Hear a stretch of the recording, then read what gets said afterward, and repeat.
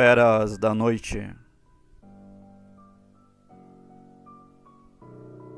A realidade desconhecida. Olá galera, bem-vindos ao Feras da Noite. Esse é o primeiro relato do canal. Me chamo Emanuel. Sou o idealizador do canal. Confesso que para mim é uma jornada inesperada este canal, porque nunca imaginei que teria um canal.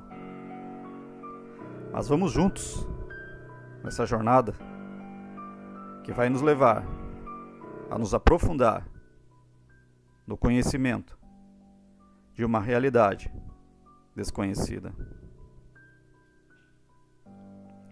Sou natural de Ponta Grossa, no Paraná, e o relato que vou contar a vocês aconteceu comigo em 93, em Santa Felicidade, em Curitiba. Quando eu era um estudante da Congregação Católica dos Legionários de Cristo. A sede do seminário ficava no bairro do Butiatovinha, como vocês podem ver aí no mapa, no final da zona urbana da cidade, a noroeste de Curitiba, na famosa região de Santa Felicidade, conhecida nacionalmente por sua tradição italiana e de vinhos e restaurantes de alta qualidade. A casa onde morávamos pertencia a um senhor chamado Jairo, que alugou a casa para o seminário. Vocês podem ver aí na tela uma casa em forma quadrada. Na época, a rua hoje asfaltada era de chão e havia muita vegetação, mato alto e florestas naquela localidade, que ainda existem lá. Eu me lembro que fazia meu ensino médio naquela casa, onde professores de escolas particulares vinham dar aulas. Chamávamos aquela casa de Casa Branca. Éramos em 24 seminaristas, vivendo ali, se dedicando aos estudos. Um certo dia, um superior que cuidava do grupo, o irmão Celso, me surpreendeu com o relato de algo que ele afirmou ter visto não uma, mas em 2 noites, da janela da lavanderia da casa. Ele me contou que na primeira noite acordou sozinho, escutando barulhos do lado de fora, na varanda. Mas não fez questão de ver o que acontecia. Mas em uma outra noite, houve uma situação diferente. Ele escutou barulhos e batidas na porta de madeira da lavanderia, como que de algo arranhando a porta.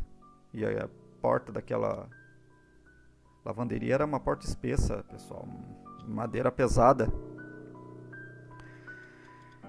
E, intrigado, ele disse que foi até a janela sem acender as luzes e disse que o que viu era uma coisa do outro mundo. Um cachorro grande, de pelagem cinzenta, esbranquiçada, arranhando a porta. Eu me lembro como hoje, sabe? Ele começando a contar pra mim o que ele presenciou da seguinte forma: Emanuel, você acredita em lobisomem? Me lembro como hoje ele dizendo pra mim: eu vi um lobisomem. Na época eu não acreditava na existência de lobisomens. Eu era reservado em falar desse assunto porque, afinal, tanto no passado como hoje em dia, algumas pessoas gostam de deixar no ridículo quem diz o que acredita. Mas eu fiquei pasmo.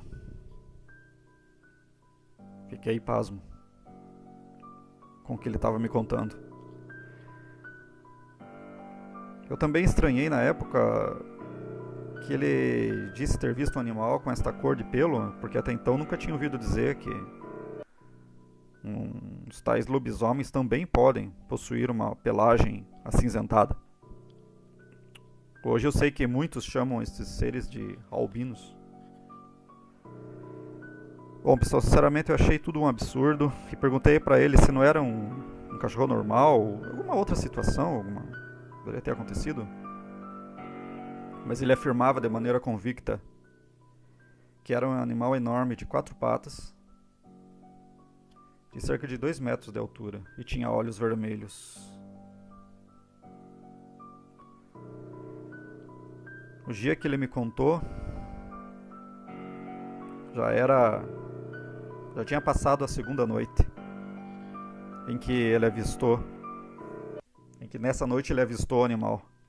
Perguntei pro irmão Celso o que aconteceu depois, se ele acendeu a luz e pôs a criatura para correr.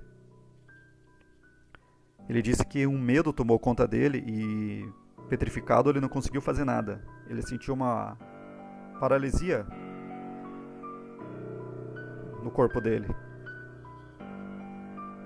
Mas que por sorte ele viu que o animal seguiu pelo corredor de fora da casa, na varanda, né?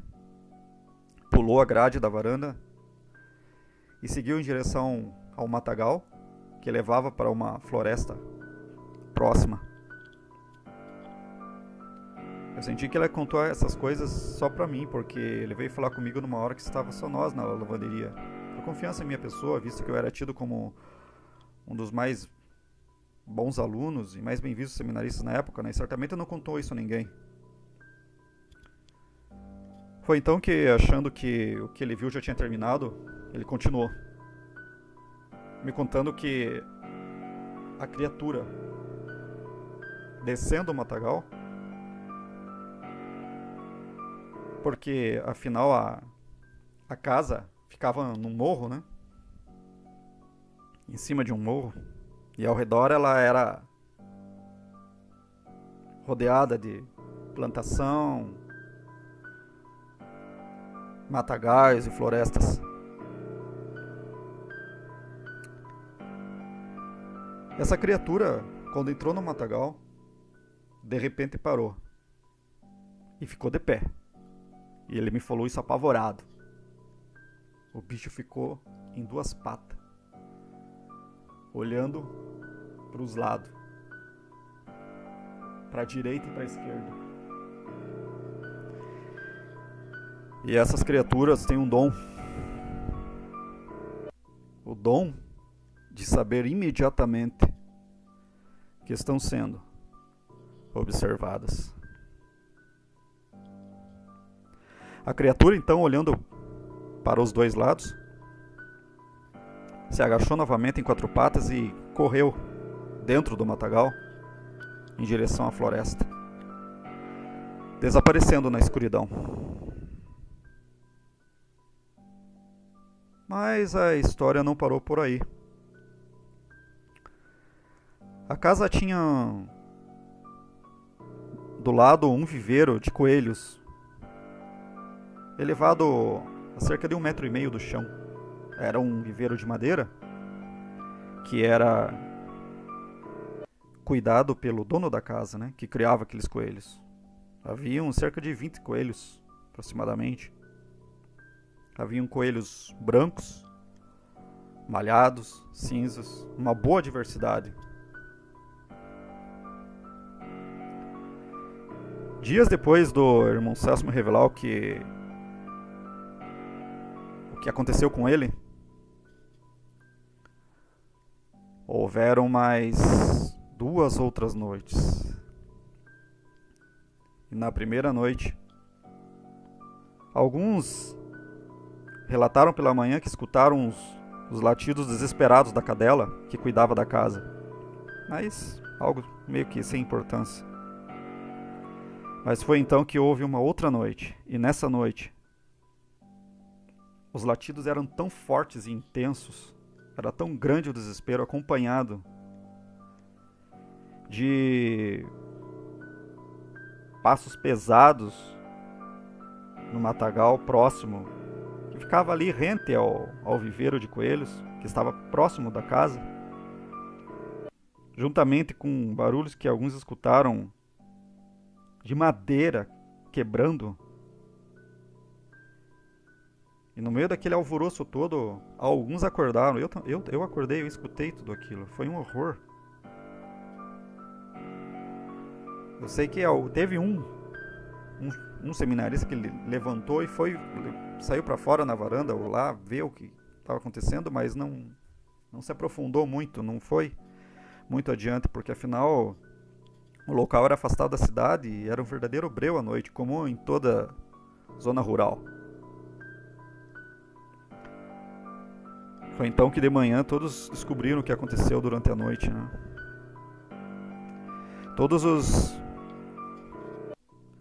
Todas as gaiolas tinham suas portas de arame ou arrancadas. A maioria delas, as portas foram arrancadas, arremessadas ao chão, estavam arremessadas no chão.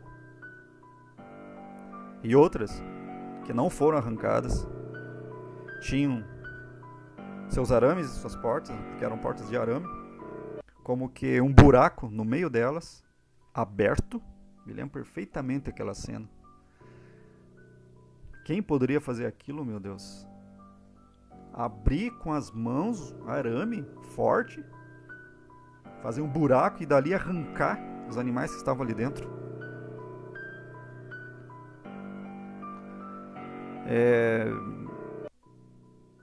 Então, a maioria dos coelhos havia desaparecido, pessoal. Tinha sobrado somente o que? Uns 5 coelhos, mais ou menos. E desses poucos aí que estavam ali eram justamente nessas gaiolas.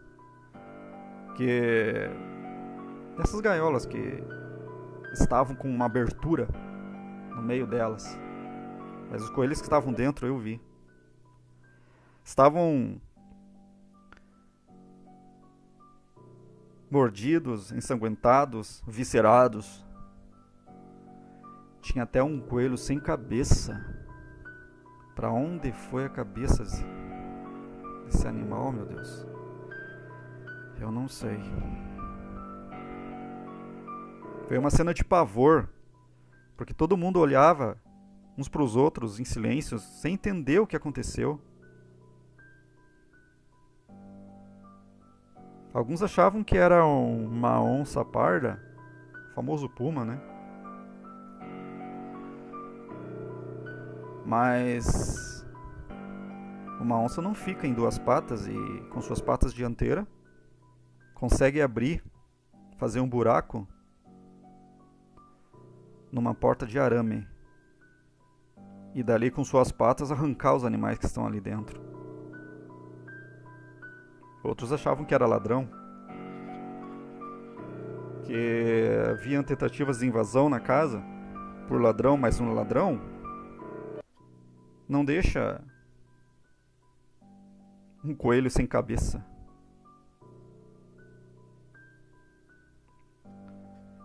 E os animais que ali estavam em seus últimos momentos de vida.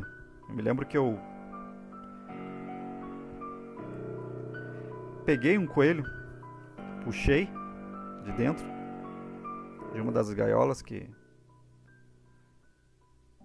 ainda estavam vivos ali, né? Peguei o coelho na minha mão e eu vi, pessoal.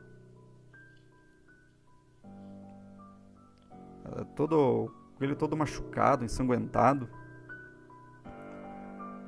Outros estavam destripados, viscerados. Havia sangue esparramado pelo chão. E os animais estavam ali em estado de choque, tendo convulsões, com o corpo todo tremendo, prestes a morrer. Vocês imaginam que para esses animais o terror que é estar diante de uma criatura dessas, né? Se é assim com um coelho, imagina com um ser humano.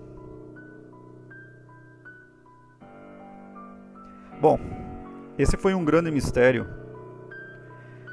que na cabeça dos que viram só pode ser entendido quando se descobre a verdade sobre as feras da noite. Boa noite.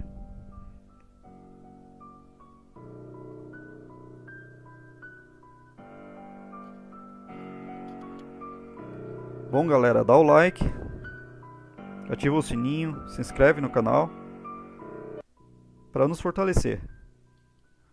Um grande abraço e até o próximo relato.